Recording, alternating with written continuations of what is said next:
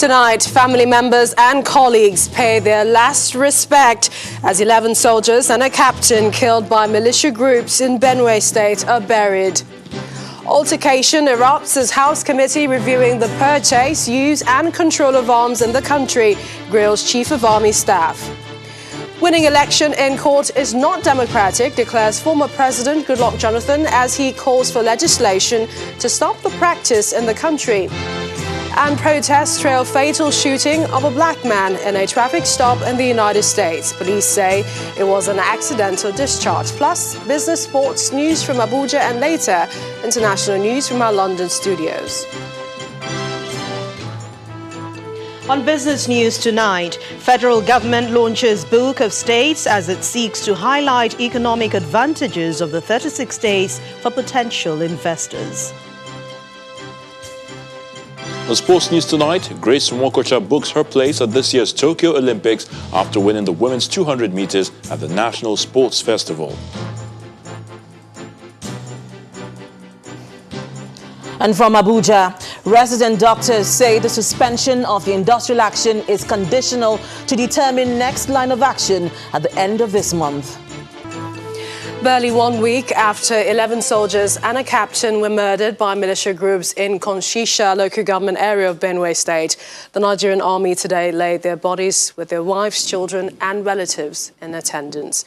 Captain Adeolu Adedayo and the 11 soldiers were deployed to the communities on April the 6th to quell the communal crisis there when the militia group overpowered them.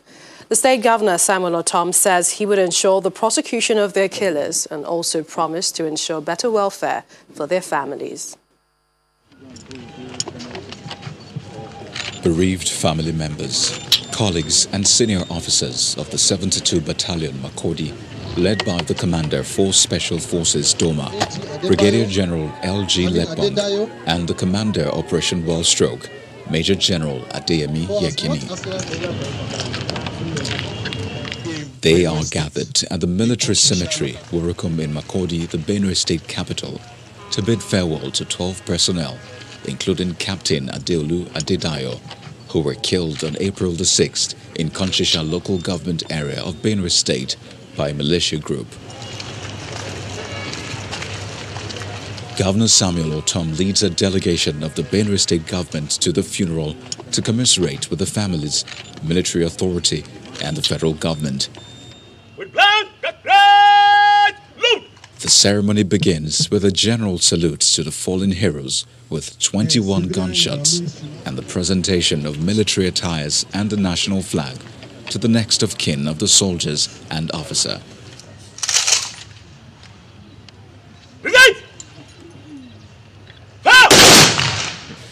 It's an emotional time for all the families.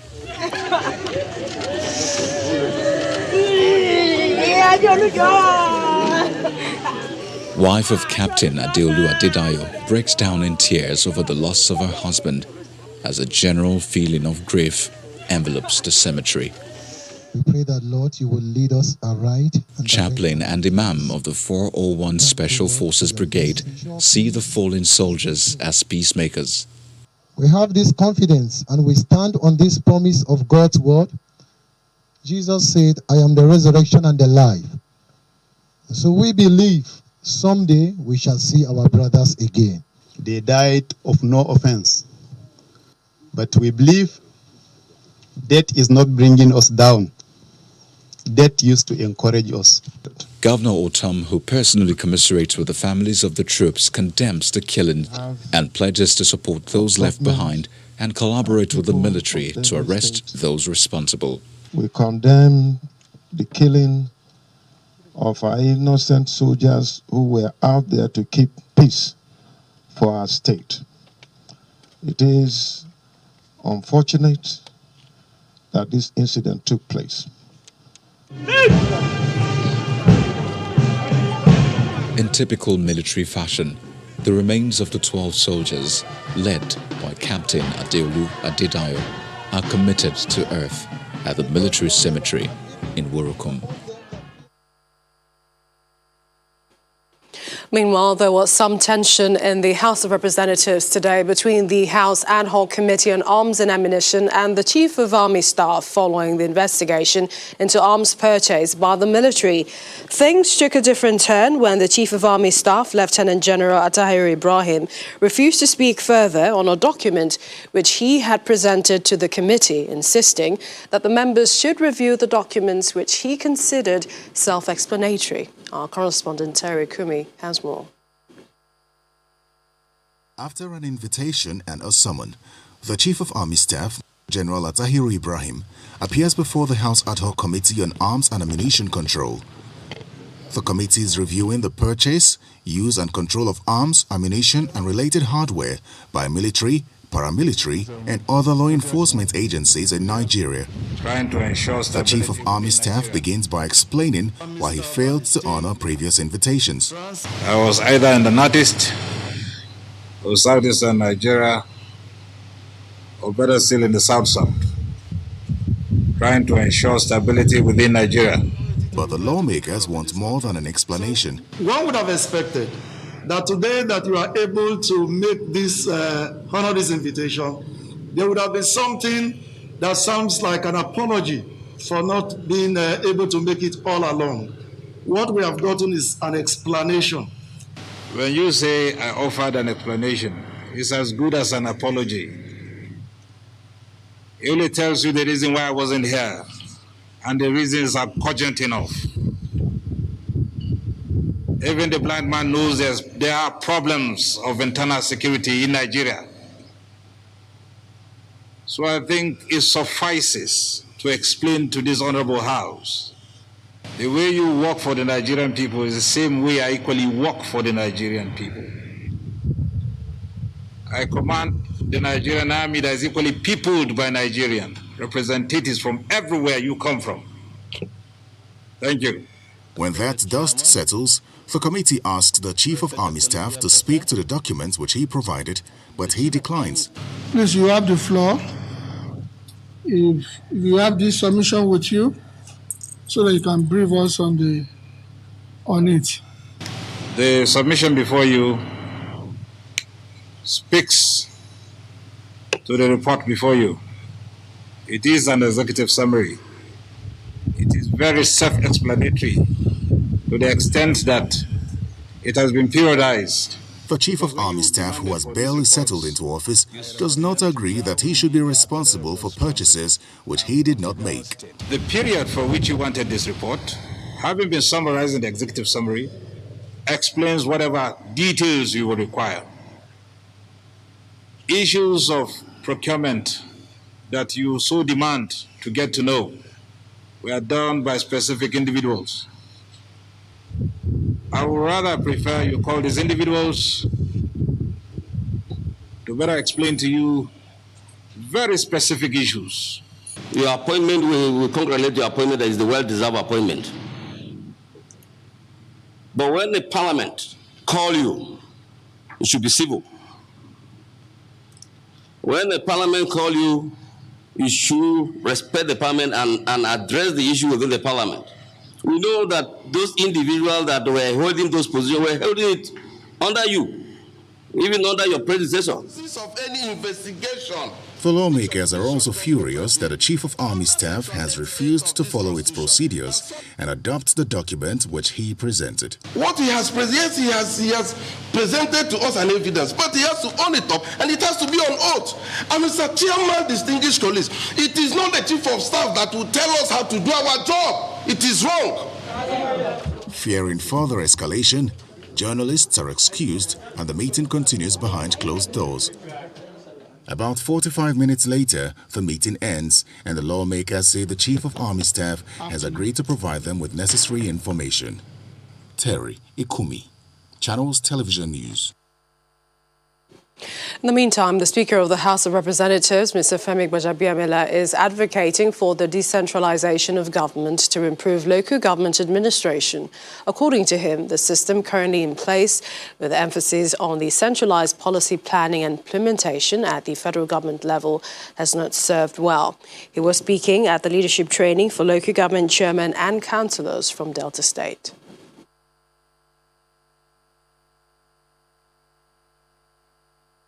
The Nigerian local government system has been a shadow of itself for a while now, despite its importance to security and national development. As the Constitution Amendment process gets underway at the National Assembly, the calls for local government autonomy are getting even louder. One of the voices is that of Speaker of the House of Representatives at a leadership training organized by the House Minority Leader for local government chairmen and councillors from Delta State.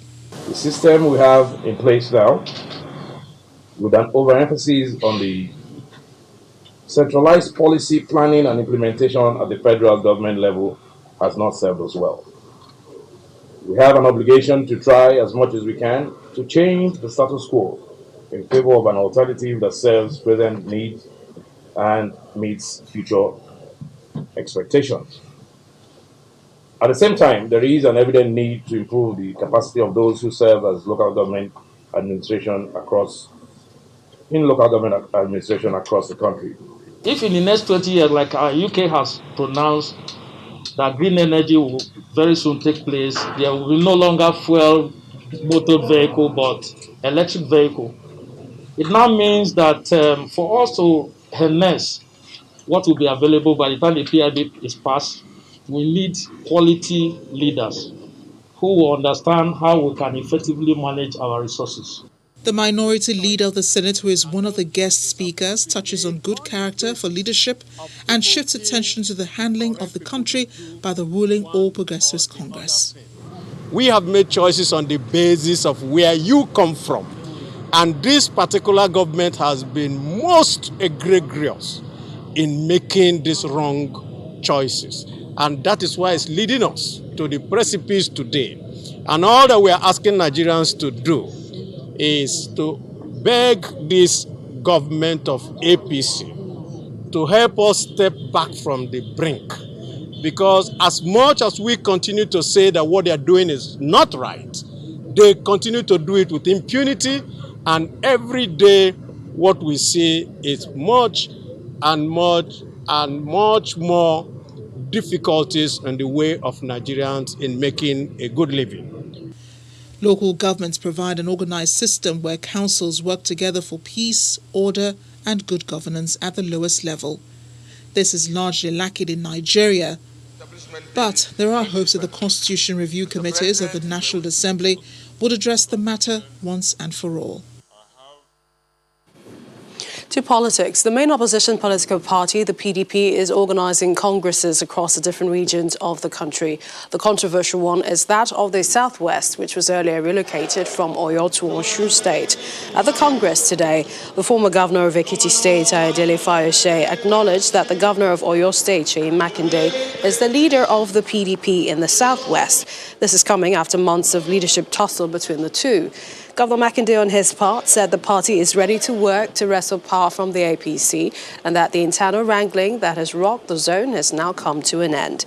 Ambassador Taofeek Arapaja emerged the Southwest chairman of the PDP with 343 votes, while his rival, Eddie Olafeso, garnered 330 votes. Whatever the outcome is, we'll take it in the spirit of a family contest.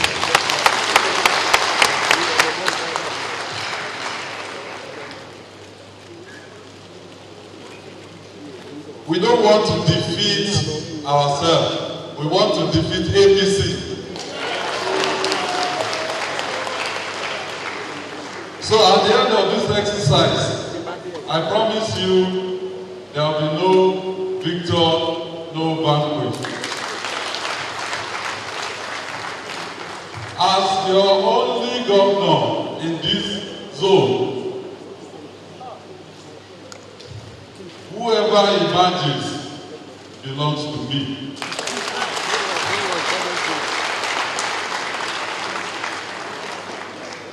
And I will work with the team to reposition our party. The issue of this Congress is a circumstantial issue.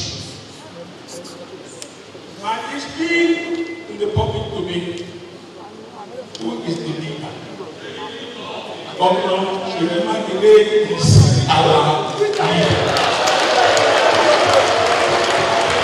Therefore, we should not, particularly those who are our supporters, those who are our lovers, should not continue to put wedge in between us. In part two, after the break, former President Goodluck Jonathan calls for legislation in the country to stop the practice of winning election in court, says it's undemocratic. Please stay with us.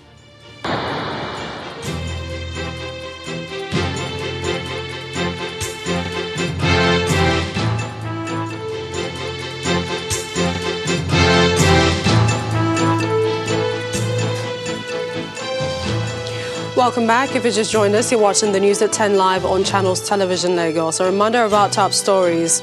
Family members and colleagues pay their last respect as 11 soldiers and a captain killed by militia groups in Benue State are buried. Altercation erupts as House Committee reviewing the purchase, use and control of arms in the country grills Chief of Army Staff. Winning election in court is not democratic, declares former President Goodluck Jonathan as he calls for legislation to stop the practice in the country. And protests trail fatal shooting of a black man in a traffic stop in the United States. Police say it was an accidental discharge.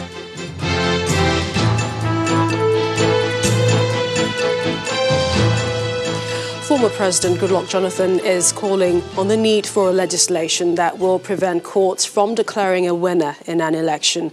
The former president explains that the situation where the judiciary is allowed to declare winners in an election because of an electoral fraud should not be tolerated, as it is undemocratic. According to him, the ballot papers should be the only means of choosing political leaders, and when a politician or the electoral system is found wanting, the court should only be made to order for a rerun and not declare a winner. The issue of the judiciary, I don't want to make more comment, but one thing as a politician, which I've made a public statement, I can't remember the exact platform I used. I said that in Nigeria today, that the judiciary select political leaders is not the best. The ballot paper should be the basis of selecting political leaders. If it is the judiciary that will select, it is not, we are not yet there. I'm not saying the judiciary are not doing well, but I mean our laws should suppress the idea of the judiciary returning candidates. If a candidate that won the election is fined one thing, so that election should be annulled and a fresh election conducted. The ballot paper must decide who holds any office from councillorship to the presidency. And that is democracy. Former President Goodluck Jonathan speaking there. We have more stories from our Abuja studios. Here's Linda Akigbe. Hello, Linda. Hello, Millicent. Welcome to Abuja. The leadership of the Nigerian Association of Resident Doctors says the suspension of the industrial action is conditional, as they hope government will honor its side of the bargain before the end of April. The president of the association explains that the government has failed to honor the agreement it reached with the association in the last 5 years. According to him, the association would meet at the end of the month to review the level of implementation of the recent memorandum of action reached with the government to determine the next line of action. The doctors are demanding, among other things, an upward review of their hazard allowances, payment to 3 months' salary arrears, and the payment of a national minimum wage consequential adjustment. The government has failed to honor the memorandum of actions or memorandum of understanding for over 5 years.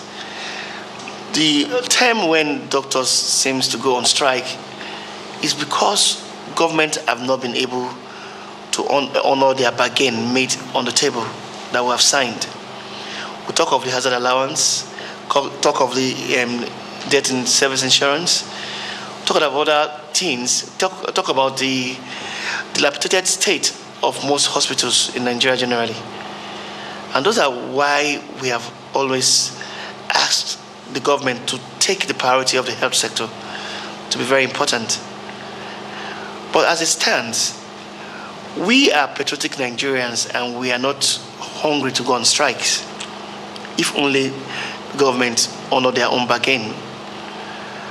And for next 4 weeks, we hopefully wish that the government will honor their bargain. But however, the National Executive Council have placed a meeting for the 4th week to review the state and the extent in which government have gone to honor the MOA. So it's at that stage we are going to review what we are given and know whether the government have done well or not. Meanwhile, the federal government is asking striking polytechnic lecturers to focus on their welfare and not the appointment of rectors and principal officers of the institutions. Speaking at the inauguration of visitation panels for federal polytechnics and colleges of education in Abuja, the permanent secretary of the Ministry of Education, Mr. Sonny Echonu, insists that the union is meddling in what is the sole responsibility of the federal government. Our correspondent Emperor Simon reports. Gathered in this auditorium are heads of federal polytechnics and colleges of education across the country, as well as officials from the Federal Ministry of Education. They're here for the inauguration of visitation panels that will investigate activities of polytechnics and colleges of education, particularly the quality of learning, infrastructure, and the conduct of both staff and students. Honoring this invitation. There are 25 panels for federal polytechnics and 21 panels for federal colleges of education. Each panel is expected to review the performance of the institutions assigned in the areas of governance, academic standards, quality assurance, management of finances, and the relationship between the management on the one hand and the staff and students on the other.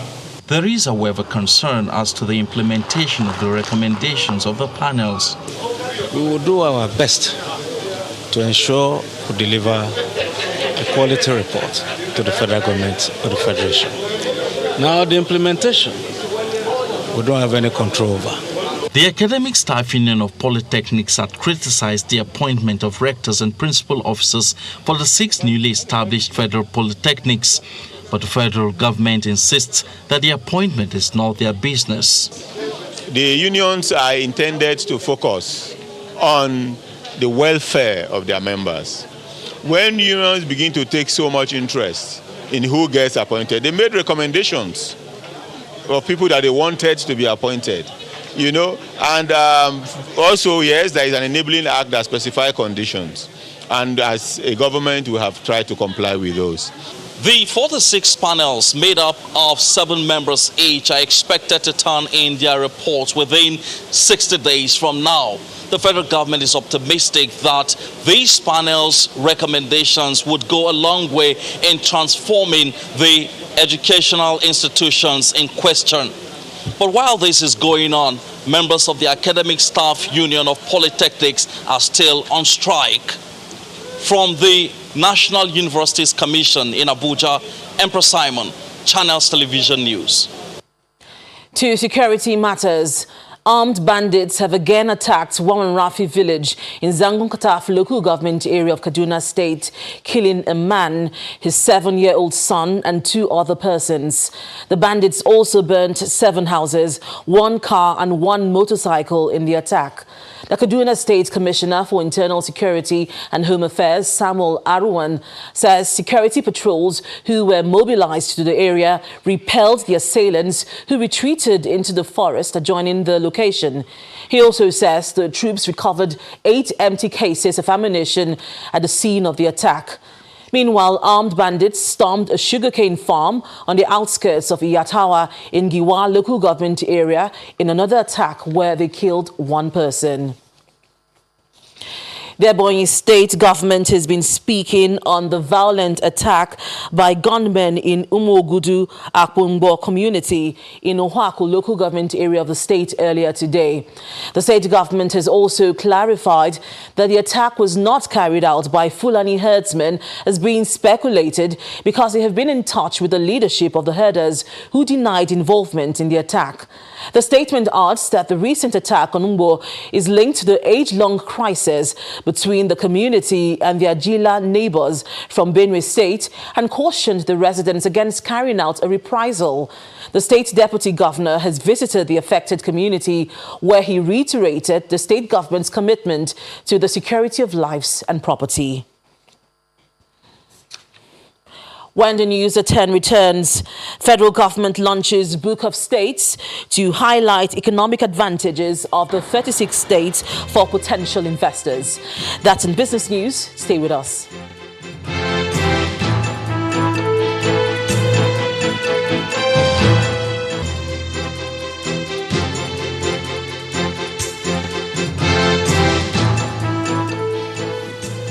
Staying with security, the priest of Mother Teresa Kolkata Catholic Church in Owerri, who was kidnapped yesterday, has regained his freedom. The Imo State Public Relations Officer, Orlando Ikoku, confirmed to our correspondent that Reverend Father Marcel Izonyocha was released in the early hours of today, but could not confirm if any ransom was paid. He says upon receipt of the information on the kidnap, the Commissioner of Police, Nasir Mohammed, activated all the tactical teams of the command to rescue the priest and arrest the culprits behind it. Reverend Father Marcel Izonyocha was kidnapped yesterday on his way from Enugu State by a suspected herdsman after his car developed a fault around Ihube community in Okigwe local government area of Imo State.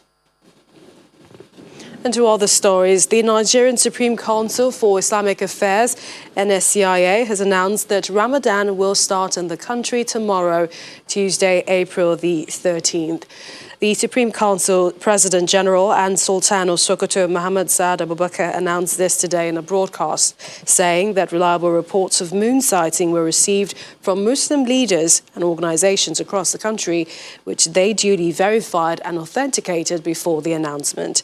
The Muslim fasting month of Ramadan will also start in Saudi Arabia and most Arabian countries on Tuesday. The Sultan also urged Muslims to adhere to the COVID-19 guidelines. Meanwhile, President Muhammadu Buhari has also urged Muslims to exercise patience and tolerance and reject voices that seek to divide the nation during Ramadan. The president, in his Ramadan message to Muslim faithful, also urged all citizens to show compassion to the millions of the less endowed and remember those that have been displaced by conflict in their charity and prayers in this important period. All appears set for the rollout of digital boxes, which will see Lagos State exit the analog broadcasting by April 29th. Today, an engagement between the Ministerial Task Force on the digital switchover and stakeholders held in Lagos in final preparation for the migration. The Minister of Information and Culture, Mr. Lai Mohammed, who chaired the meeting, says the digital switchover is capable of employing 1 million youths in the country for 3 years. Our correspondent, Dari Dewu, has more. A switchover from analog to digital is the common target here, and regulators, media owners, content providers all have a role to play in ensuring a smooth sail of the process. I appreciate all of you for showing faith in this project. The switch on in Lagos is without doubt strategic. The state is Nigeria's media capital, and if all goes according to plan, a workable template might be in place. The Director General of the National Broadcasting Commission, NBC, is appealing to signal distributors and channel owners to ensure that all necessary procedures and installations are ready before the set date. I know you will justify as manufacturers the huge confidence imposed in you by the government and the NBC. And we appeal that you make the boxes available and affordable. I'm glad Mr. Mirza made the point earlier. I must commend and appreciate broadcasters who are already giving the switch on the needed publicity. Right? A few broadcast stations that started airing the campaign. I watched one on Channels Television, and my zonal director in Lagos just also forwarded the list to me. I want to commend all of you who are doing so and implore you to continue to do that. It goes to show that, it goes to prove, as they always say, that we are all in this together. Some of the key players run through details of what will play out in the coming days. So everything you're hearing here are all technical. Things are intangible. We won't see them. What you will see at the end of the day is a box. That's what people will know that the DSO has happened. And our job is to produce that box. The consumer at home does not need to have an internet. All you need is to use your remote control, press your remote control, and you can buy any Nollywood movie that has been released. So potentially for the Nollywood film producer, we can introduce them to 24 million TV households.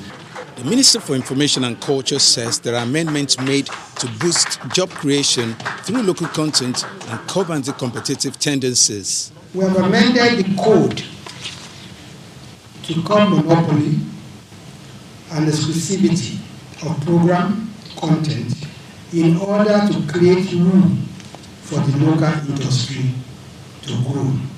The National Broadcasting Commission has licensed over 30 Nigerian pay TV companies, but only one is currently struggling to survive. This is not acceptable.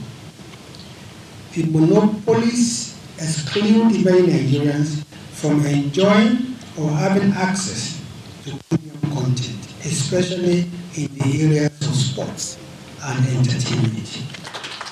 The journey of Nigeria's digital migration started in 2016 with a pilot rollout in Jos. But financial and technical issues have stalled the process. Now the federal government hopes to put the setbacks behind as it gradually moves towards achieving the transition. Dari Ido, Channels Television News. Let's now enter the world of business. Here's Anne Nwaldo.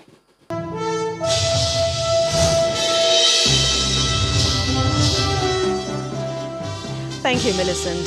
Hello and welcome to Business News. Let's begin with the federal government's launch of a book with details of investment opportunities across the 36 states and the Federal Capital Territory in a bid to promote economic advantages for potential investors across the country.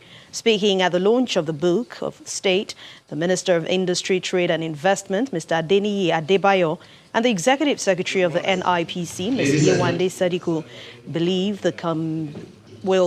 this will serve as a guide towards helping investors while asking states to take advantage of this initiative, which aims to make them ready and friendly for investors.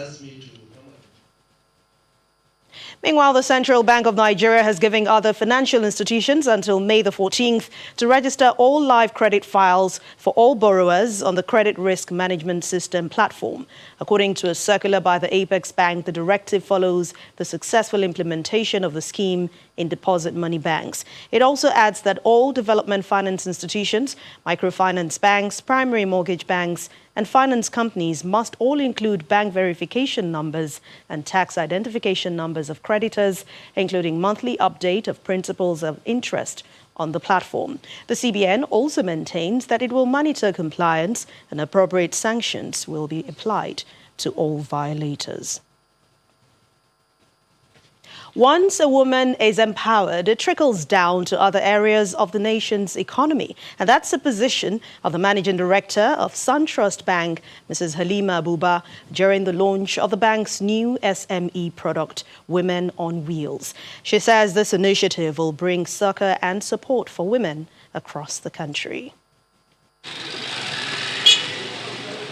SunTrust Bank prides itself as the financial technology bank that engages in consumer, commercial, corporate, and non-interest banking, with branches in Lagos, Abuja, Rivers, and Akwa Ibom states.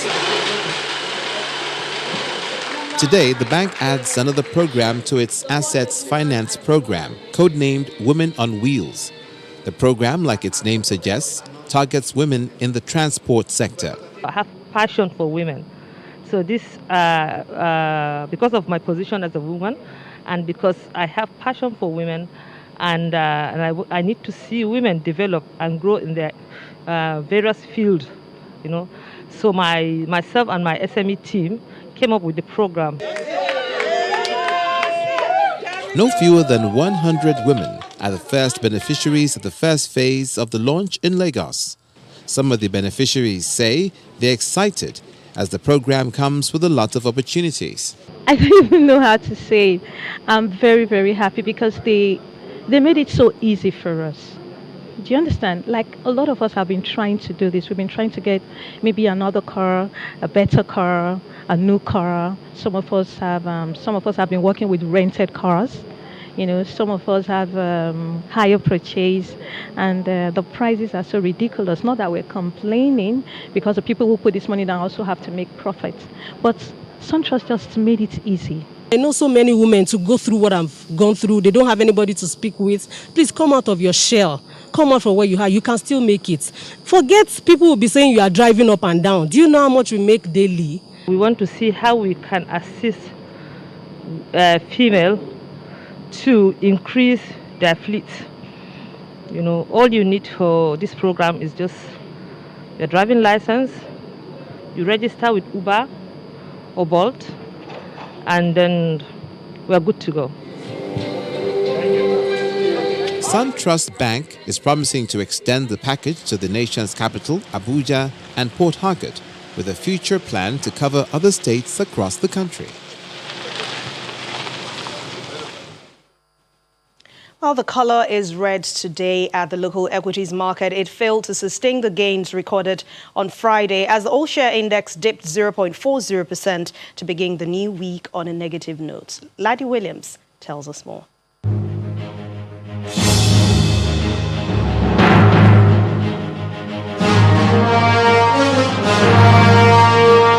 Hello and welcome to the Stock Market Report. There's the bear is back, biting off a whooping 0.40% from the all-share index.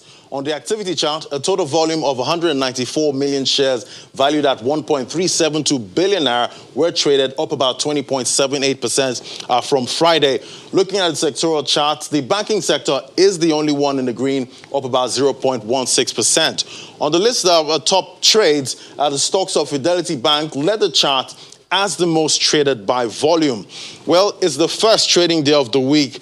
Let's see what tomorrow brings. And that's the Stock Market Report. It's back to you.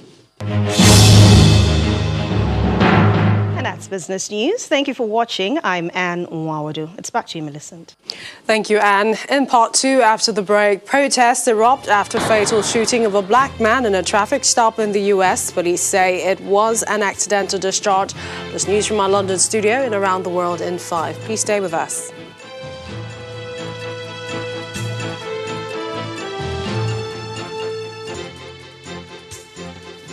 The police officer who shot Dante White, a 20-year-old man, at a traffic stop on Sunday says she meant to discharge her taser, not her gun. In a newly released body cam footage, the officer is seen accidentally discharging her weapon and exclaiming, "I shot him."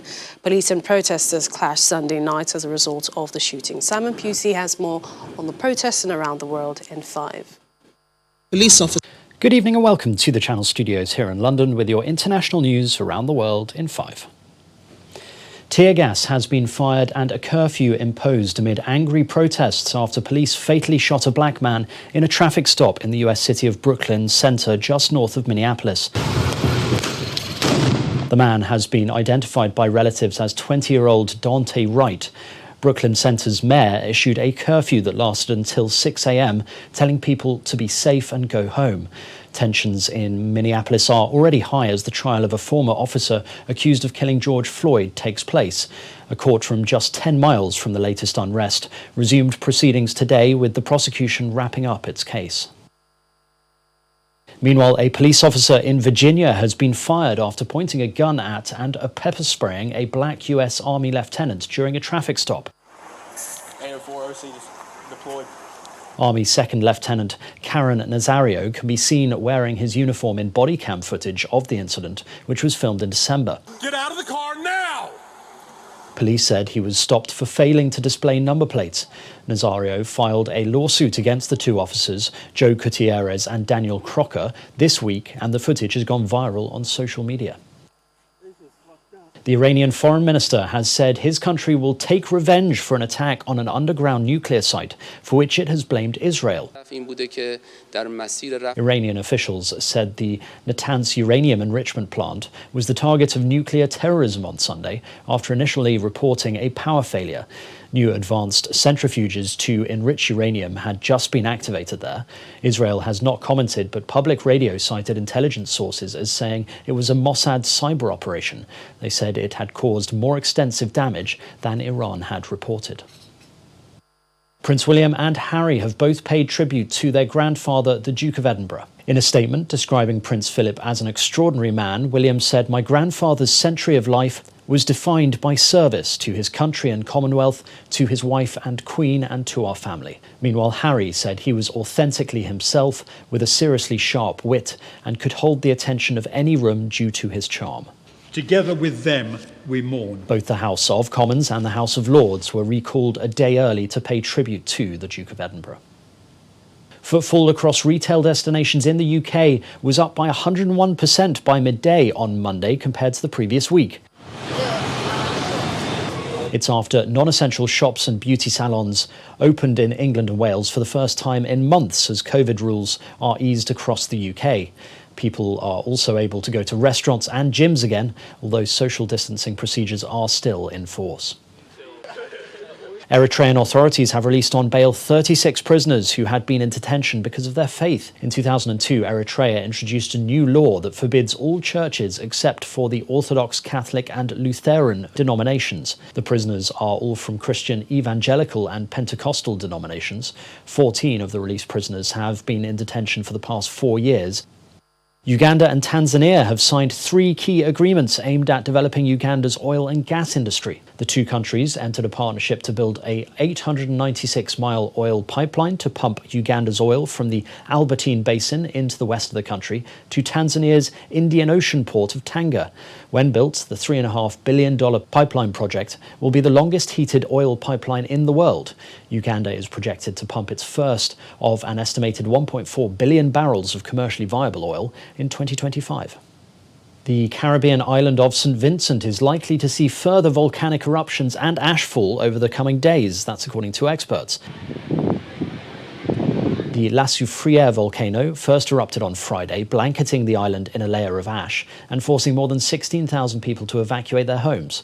Smaller explosions continued over the weekend, causing power cuts and disrupting water supplies. Emergency officials have described the landscape as a battle zone. And finally, Muslims across the world are preparing to celebrate Ramadan, which starts on Monday evening. Here in Jerusalem, colourful lanterns and ornate decorations filled the streets on Monday as Palestinians prepared for a holy month.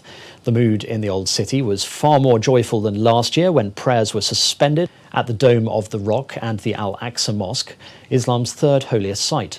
Ramadan is the 9th month of the Islamic calendar, observed by Muslims worldwide as a month of fasting, prayer, reflection and community. And that's your international news around the world in 5. Now back to the Channel studios in Lagos.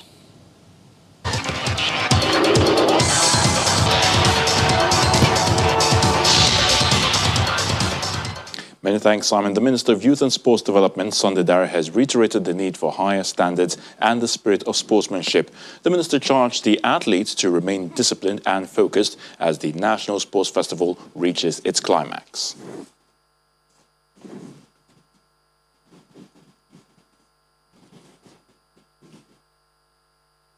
FIFA has accepted the decision of a Zurich Labour Court which held that the 2016 dismissal of its former acting Secretary-General Markus Kattner was justified and appropriate. The court determined that given the breaches of loyalty committed by Kattner, it was inconceivable to allow him to continue working at the organisation, and his dismissal without notice was fully justified. And that's a wrap in sports news.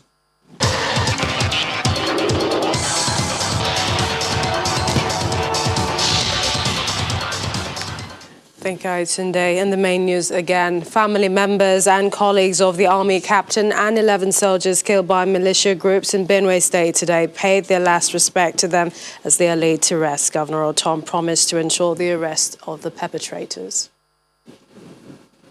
That's news at 10 tonight. Thank you for watching. I'm Millicent Walker. Have a good night.